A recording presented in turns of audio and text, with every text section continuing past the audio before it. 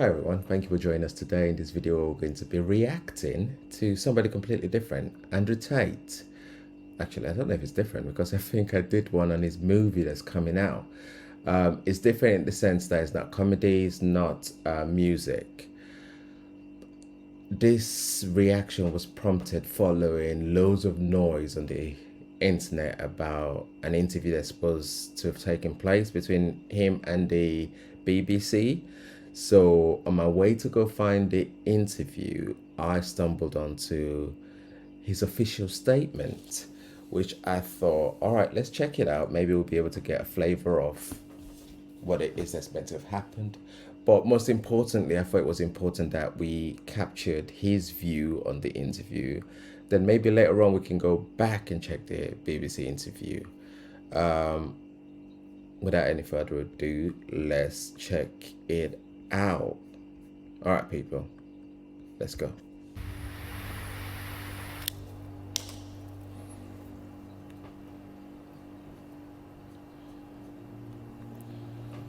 In the interest of saving absolutely everybody's time, I feel like doing a generalized statement to all legacy media inside of the Matrix. And I'm doing it to save their time and mine, as well as protect the minds of the masculine youth for the future. I want to make it very clear that the legacy media, which I enjoyed the company of today, have made a massive mistake and missed a chance to do some genuinely interesting journalism. After being unfairly incarcerated in a Romanian dungeon, I thought that even the BBC, in its absolute arrogance and hubris, would be smart enough to come to me after 6 months, being the first interview I gave to the Matrix, and be smart enough to ask questions people were genuinely interested in. What's it like inside of a Romanian prison cell? How were you treated? Why was a person's liberty deprived of them for 6 months without charge? How is your mental state post your unfair incarceration? Things people are genuinely interested in hearing. But instead, they came with the same old talking points. And I'd like to address all of these talking points to the Matrix media now to prevent this happening again, because it's a monumental waste of everybody's time. I say things on the internet. I've been making content on the internet for a very long time. Finding a clip from 2016, 8 years ago, finding a 4-hour-long podcast from 2016, ignoring all context, ignoring everything positive I say about men and women and the world, and taking a single sentence and trying to pretend that's my entire worldview is not the bombshell you think it is. Nobody cares. Everybody understands what satire is. Everybody understands what a joke is. Everybody understands it's the internet. Everybody understands all of these things. Plus, the people who know the truth of my message are very capable of understanding what is satirical and what is true. People are not as stupid as you'd like them to be. Sitting down with me and missing the chance to have a genuinely interesting interview with genuinely interesting questions that people are interested in hearing the answers to, and instead attempting this attack to get this bombshell aha moment is never going to work. Because one, I'm too smart for all of you. And two, nobody cares. Nobody cares I made a joke 8 years ago, because everybody knows I was joking. And everybody knows the truth of my message. So you're wasting absolutely everybody's time. Worse than wasting everybody's time, what you're genuinely doing is damaging the minds of young men. And I think I have a responsibility as one of the most influential men on the planet to protect the minds of young men and all of the men who look up to me. Nobody, no young man below the age of 30 has any interest in what the BBC or the legacy media say. They don't care and they don't watch it, unless I appear on there. So when I sit across from a reporter who says that having a nice car makes you a misogynist, it's disingenuous. Use and that image also of financial success correct. with a Bugatti and a cigar, but it comes with a side order of misogyny. How does having a Bugatti... Hold on a second. Did I just hear that right?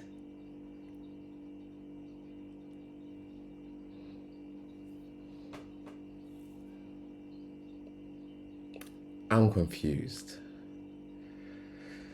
You could tell that he's really peed off by what's gone on.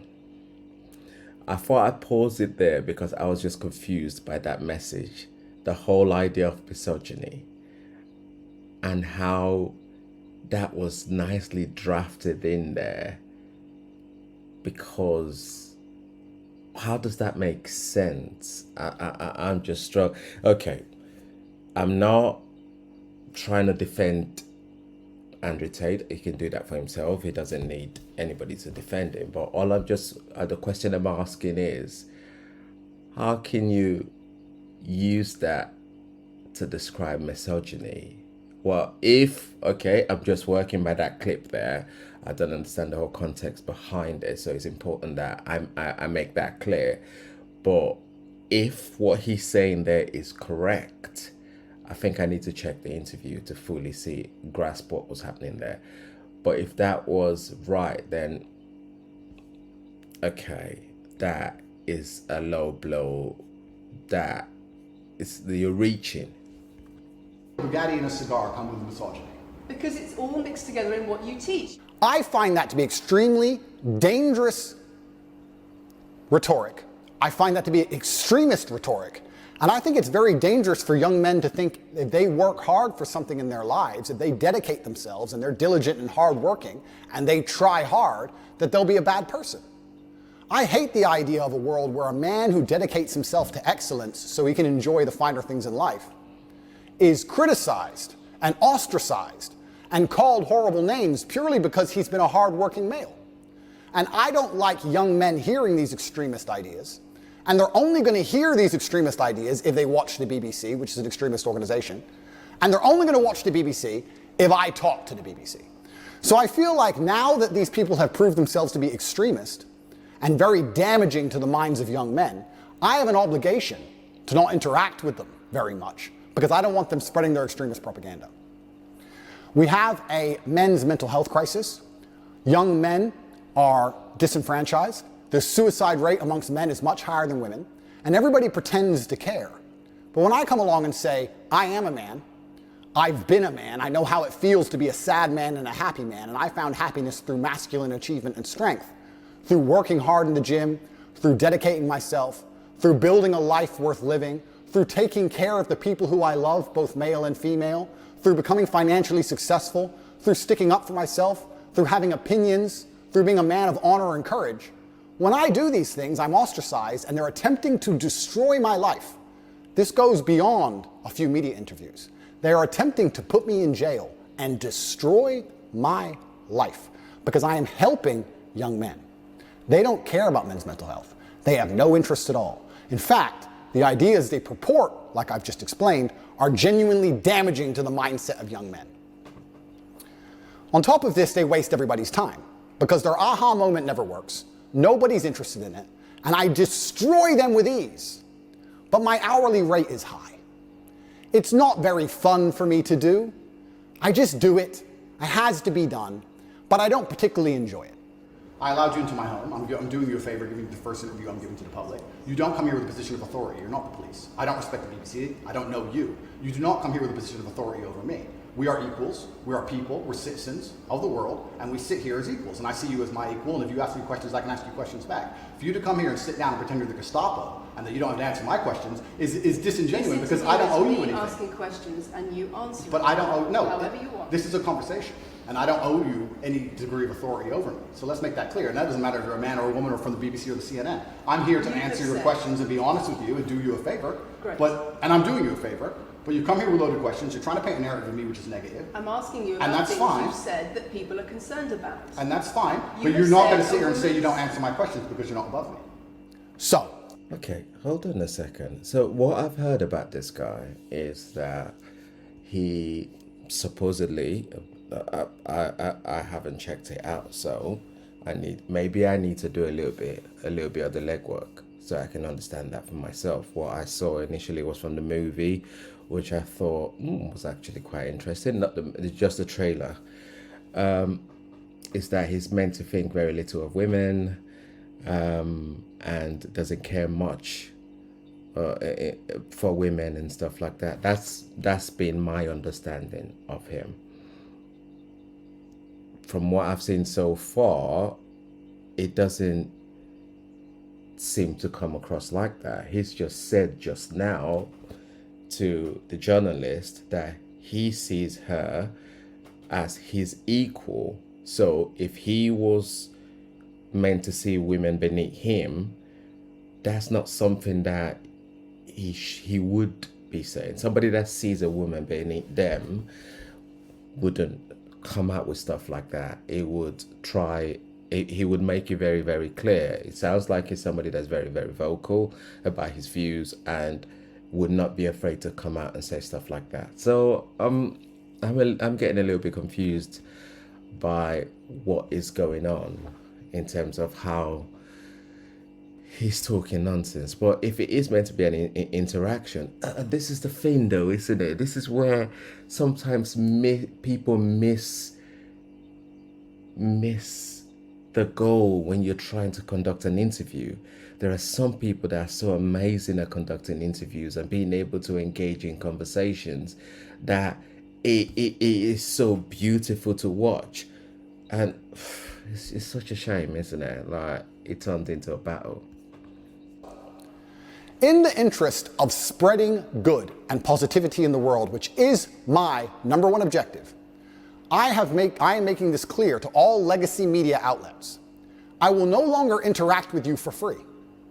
Nobody cares that you lie about me, and nobody cares what you say. You have destroyed all of your credibility in the last 4 years of constantly lying about everything.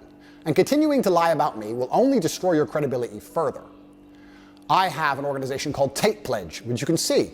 Go to cobratate.com and click at Tate Pledge, and you will see that I dedicate $25 million a year to feeding children, both male and female, in war-torn countries. I would like to think that even the legacy media can agree that feeding children in Sudan, or Turkish children after an earthquake, or Syrian children in refugee camps is a pretty positive thing to do for the world. In my last BBC interview, she tried to spin it and say that what I'm doing is somehow negative because I'm only doing it for myself. But this is the level of delusion these people operate under. Because some people would look at that and say, okay, so before you got money from attracting people to your website by making controversial comments, but that might have got you into trouble. And so now you're looking for a new market. You're looking for a new market of followers who are attracted by a different sort of persona. I've always done the charity work, so that is obviously incorrect. And I have proof that I've always done the charity work, so you're wrong. Tate Pledge is funded 100% by me. This is my personal money. But I believe if the legacy media is intent on spreading hate, intent on spreading extremist ideologies, which it seems they are, not only the extremist ideology that men shouldn't work hard, but also a bunch of other ones, which I don't need to mention because most thinking people understand what the legacy media is trying to purport on not only the population, but the young children of the world. And what they are trying to push is far more damaging than me saying you should go to the gym. Therefore, I no longer have any interest with interacting with the legacy media for free because I don't want their extremist views shown to young children without doing some good for the world. My fee from this point onwards is $50,000 and a box of chocolates. That is what it is going to cost you to speak to me. If you are from the Matrix, you will give me $50,000 in advance, which will be donated to Tate Pledge, which will be used to feed children in war-torn countries. And you will also bring a box of chocolates to my gate, which I will ingest as I listen to your Matrix propaganda and destroy you. Because I deserve chocolates if I have to put up with you. I am an extremely successful man, and my time is valuable. And you're wasting mine, yours, and everybody else's. So if you're going to come along with your extremist ideas, I would at least sleep better at night if you were feeding some poor innocent children somewhere in the world. But you have no interest in doing any good for the earth. You're only interested in spreading hate, unlike me who wants to do good things. So, post my BBC interview, I've been contacted by the New York Times, CNN, the Clinton News Network, all of them. And they're all desperate to interview me because they understand the number of views it will get. I want to try now, I want to try now. And they all want to try a different version of the same aha moment. Not understanding, because they're completely detached from reality, that it's not an aha moment and nobody cares. They're not interested, they're not smart enough to look at the board of the chessboard and say, this isn't going to work. Let's ask him questions people actually care about. They're not that smart. So if you want to waste your time and mine, that's what it's going to cost you. $50,000, I managed to procure meals at around 80 cents each, so we'll feed over 60,000 children for wasting an hour of my time, plus a box of chocolates. That is my fee from this point forward. I will still speak to non-Matrix media outlets who are interested in the truth, interested in asking interesting questions that people want to hear the answers to. I will still be available to do my own podcasts and tell the truth. But as long as legacy media retain their reputation as peddlers of extremist ideology, I no longer have any interest in promoting them and making them relevant. It's better we allow them to become irrelevant, which they are doing, through their own dishonest actions. I will no longer interact with any of you for free ever again.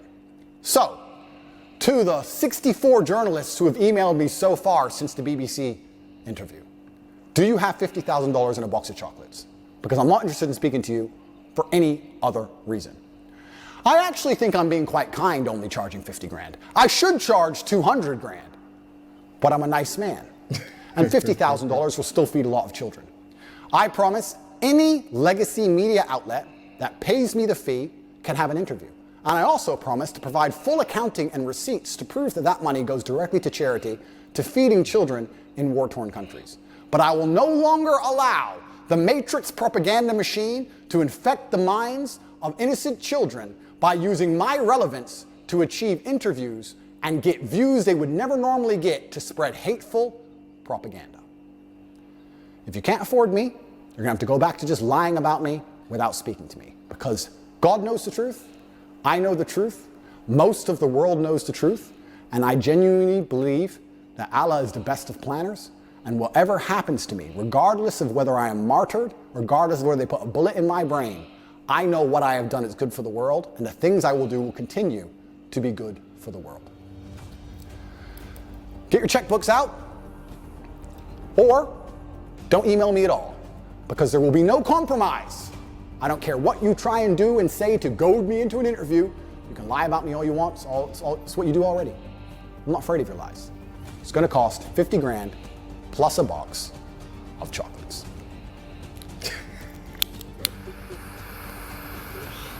Okay, interesting.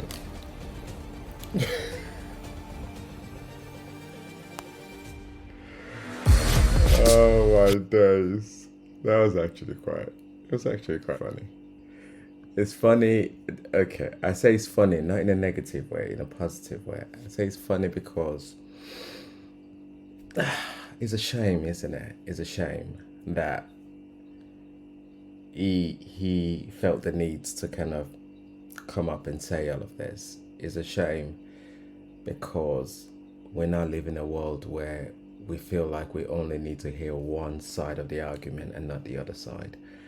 It's a shame that when we're going into an interview, we go in with a negative agenda.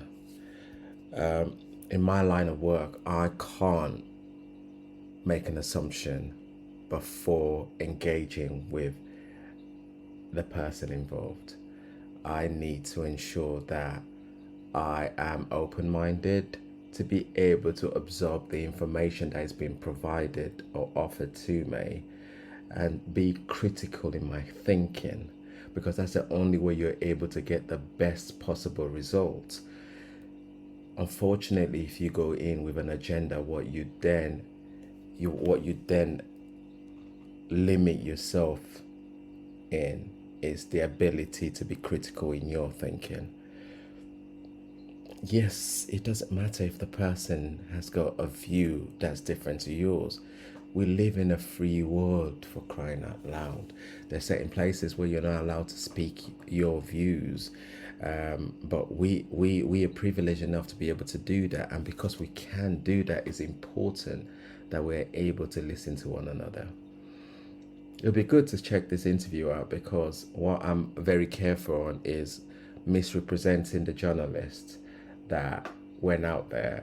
It's important that we try and get her positioning and the contents behind the questioning that she was asking.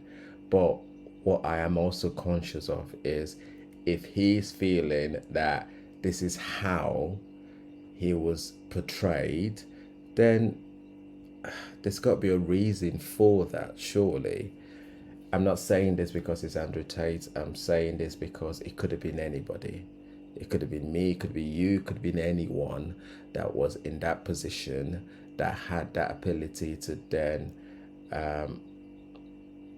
engage with this media outlet, that things could have been said in a way that doesn't quite represent what it is that was being the message that was being passed on. One thing we also need to be mindful of is the views of people and the position of people on certain matters evolve over time. We can't keep using, because this is what I keep seeing, this idea of cancel culture, where somebody would have said something maybe 10, 15, 20 years ago about a certain situation, and then 20 years later we're trying to use that to cancel the person.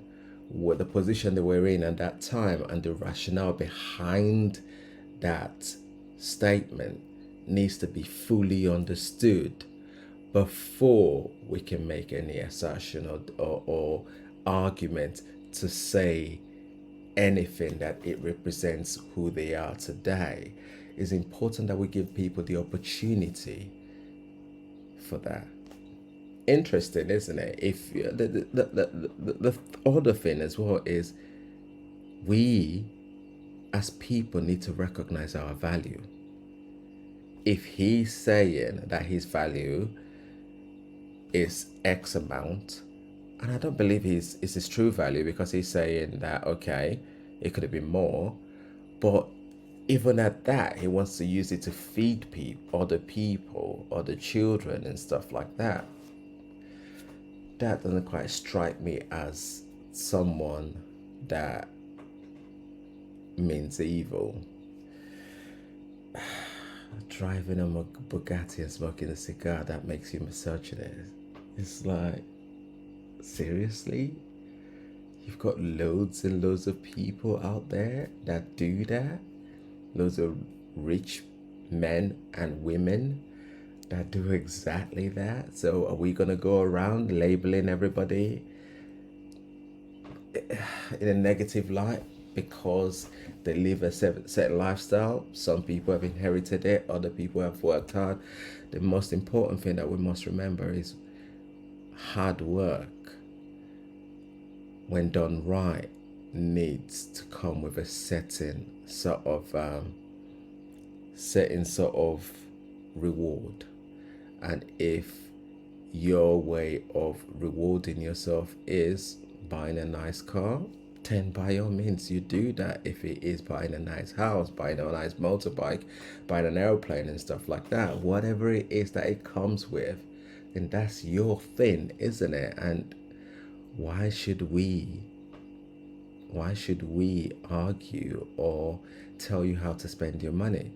The rappers and all of that sing all these songs and spend all this money and on spend all this money on stuff, DRUG, without saying the words, and also on girls and all of that. They try and bring light into this negative lifestyle of wealth we're only wealthy when you are able to do A, B, C, D, which is loads of alcohol, loads of DRUG, loads of whoring yourself around and all this sort of stuff. Are we gonna completely close all of that section and then ban others' musics? It's if that's what we can't. But basically, what I'm saying is, the whole idea of picking and choosing which side we need to attack, we need to be very careful about that. Again, I'm not saying that maybe like I said, I've not heard about the guy. I've not looked too much into his life, but I'm not saying that he needs to be defended because he can do that for himself. What I'm saying is we need to be able to listen to both sides of the argument. We cannot have tunnel vision when it comes to society as a whole. We cannot just sit on one side of the fence. To be able to effectively create change in the society we live in, we need to be critical in our thinking. And only critical minds can make effective change. Not otherwise we just have this non-ever-ending cycle of people constantly fighting against each other. And who are the people that are being affected by all of this? Are the people that are exposed to all of this. You got the young people coming up, boys and girls that are coming up, and if this is what they're exposed to, they're gonna then perpetrate this as well, take it into their own generation, and then what we're achieving from there. All right, let me know in the comment section below. Let me get your views on all of this. I thought it was an interesting statement. If you like what we're all about, please like, subscribe, and join our community. I thought it was an interesting statement, and I think I need to check out that interview. Anybody have the link for it? Please share in the comment section below, and I'll check it out. All right, you guys make sure you take good care of yourself and look after yourself. It has been Kings. Peace. Bye for now.